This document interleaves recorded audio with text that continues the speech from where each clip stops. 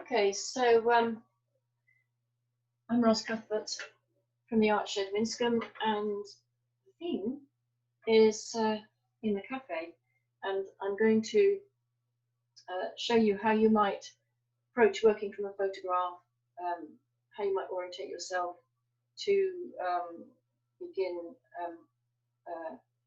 finding the shapes so that they can be painted. And I've got this photograph of a figure, which happens to be me, but that's just an accident.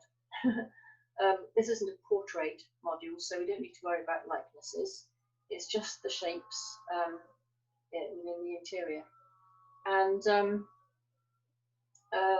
here we have a very big still life, a smaller figure in the middle ground, and then we have the shapes of the dark space, the darker cafe behind. So how do you go about putting all that into a picture space? So I would begin, as I'm working from a photograph, by creating a rectangle that is the same format but a little bit larger. And on my sheet of paper here, I have already drawn a rectangle.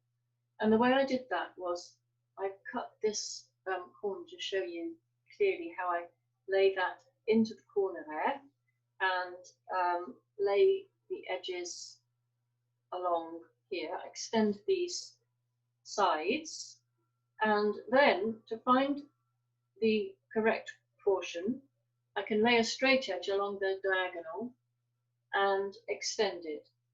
So anywhere along that diagonal, the extended rectangle will be the same proportion as this one. It's just a useful thing to know. And quite important if you're working from a photo to get the proportions correct within that rectangle. So, okay, we've got that sorted. Now, I'm going to use my pencil, and I'm using a 6B pencil here so you can see the drawing clearly. It's a lot softer than I would ordinarily use for watercolour. I'm going to use my thumb as a slide rule with the tip as the top of the slide rule and my thumb along it in that sort of way, so that I can make any kind of measurement I want within that photograph, the picture space. So the table is occupying quite a significant amount of space. So let's first of all measure the height of the table, and then we can take that. It goes 1, 2, 3. Actually, very neatly 3 in that direction. So we can divide this into 3 here. I'm moving my thumb a bit more because, of course, here the shapes are bigger. It's about like that. Yeah. So the table will reach somewhere here. And I've got a very small space here. And if I wanted to, if I wasn't confident about doing that by eye, I could count 2, 3, 4, 5, 6, just over 6.5. So then I can play around here. I know that it's got to be a little bit wider. So 1, 2, 3, 4, 5, 6.5. Well, I was lucky I got that pretty well in one. So that's where the curve will end. That table curve will end. So I could start putting that in.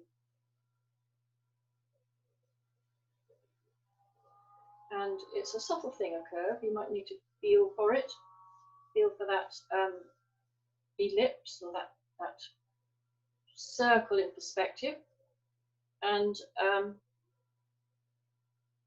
to get the curve somewhere near right. So here it cuts down, and we can't see the rest of it. So it's something like that.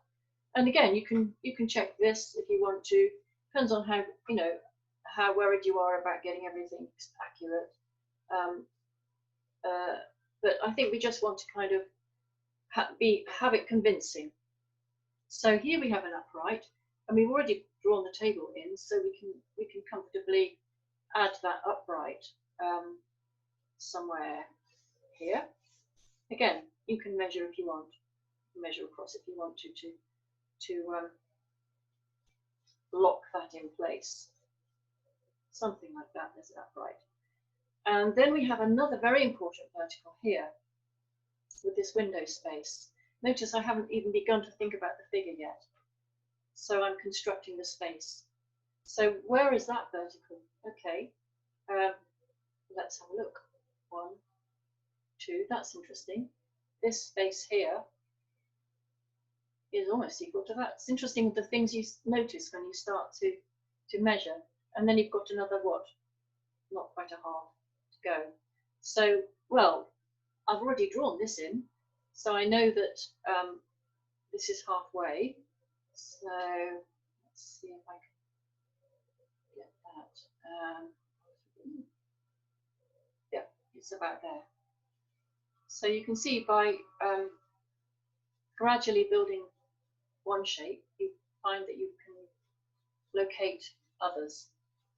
And then as soon as you have something like kind of a rough framework, you can begin more confidently putting in other shapes.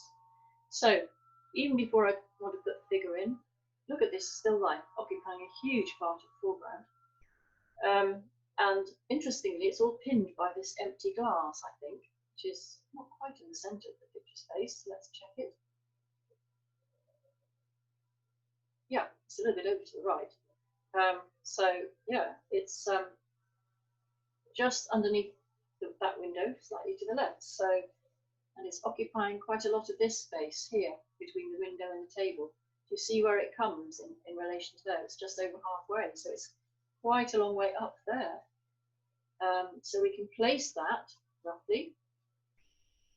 We can refine it a bit later if we want to refine the drawing tool. But we can just position it and get a sense of its shape.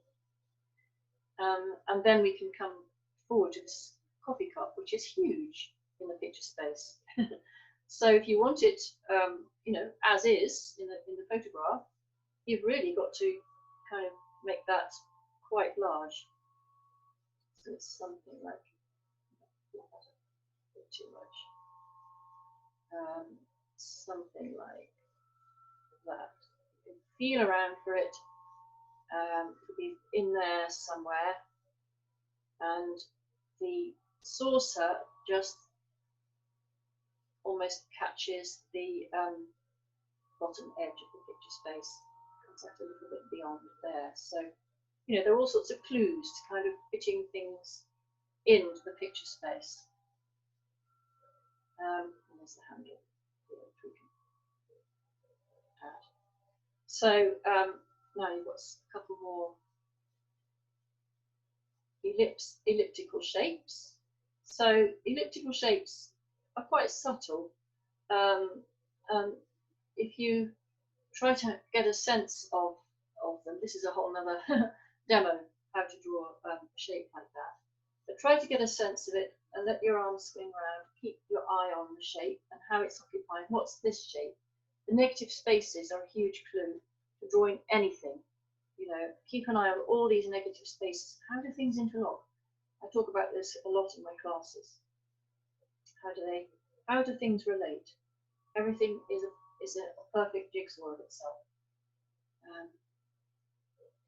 No gaps, but it's also constantly moving. So, okay, so maybe it's time I came to the middle ground, and I can see the point of this arm sleeve comes down and reaches up almost there. There's a connection, a near connection there.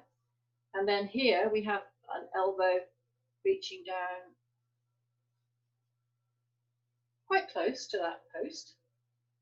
It seems to go up vertically for a bit and then wanders about.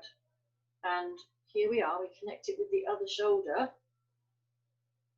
You can even draw a line across if you want to do that, and then construct the rest of the head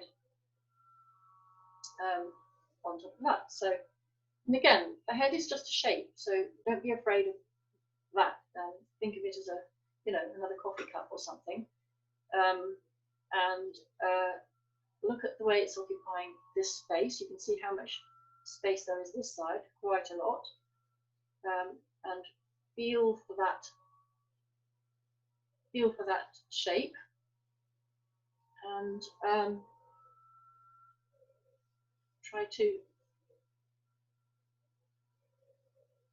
find where it is in that space. So there we go. So there's very strong lighting on this figure, so which clearly shows the features, and so you can sort of dot them in. A strong shadow, you can do as much or as little in the drawing stage as you want, you know, to suggest light and shade, to pinpoint for yourself the light and shade. Some very nice sort of still life here, and even I think maybe on the table there or something, but I would leave that really simplified. If I was going to complete this as a painting, I would leave this whole area really simplified and just suggest one or two shapes, maybe windows, the house opposite. I'm not quite sure what this is, but it's obviously some sort of a decorative feature kind of going up by the window. And then it's very dark, but you've got shapes looming out of the darkness here, and they can be suggested within the washes when you get going with the paint. So yeah, so there are other internal things you might want to do. But, so that's sort of roughly it, and there might be two little adjustments you want to make at this stage, and then get the paint out. And I think that for the paint, I would start with the greys. I would start with greys, and I would draw, you know, just begin to kind of say, make decisions about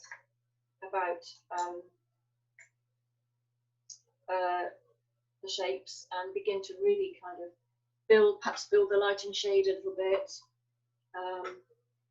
Let's mix a little bit of Payne's grey here. I'm not going to complete the painting in this demo. It's just to get you started and give you ideas about how to proceed.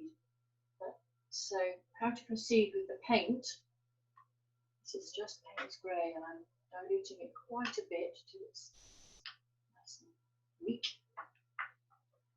And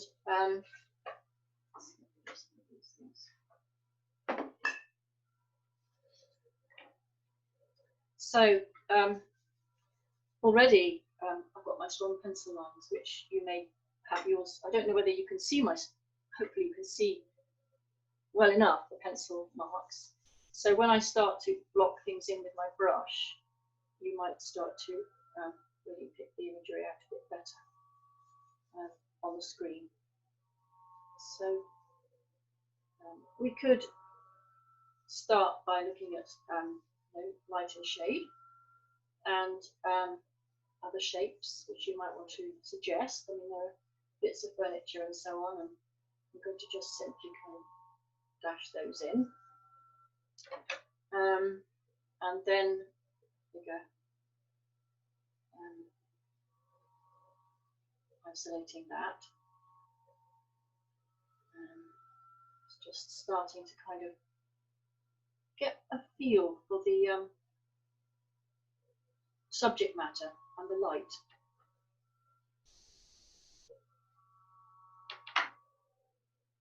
So where does my window end? About here. And there's hardly any light in here. There are one or two points of light which you could either work around, or you could use it for masking fluid if you wanted. But I really, I think masking fluid is only a good idea if it's really essential, because it kind of slows down the painting process. So you can leave a few little hints of light where you need to. So building it up, and of course a good chance to use pale grey here in the sunlit street. I'm just going to dash it in very quickly to show you possibilities. And coming forward, and obviously I'll look over some of this because this grey doesn't get anywhere near dark enough for some of the areas that I want here, but it is a beginning, it's a way in. It's defining the picture space in terms of light and shade. So yeah, there's plenty of it. I think the next thing I would do would be to dry that and maybe then add a little local colour, a little perhaps mauve, a little bit of earth red, and maybe raw sienna, maybe raw umber, but it could all be one shade of brown, just in different shades of light and dark, a little bit of flesh tint, and then I go back into the darks again and enrich the whole thing second time round, something like that. Now, that's one suggested way of going about it. There will be others, and so follow your instinct and see where it leads you. But for some of you, I hope that that will be a useful way of approaching this kind of subject.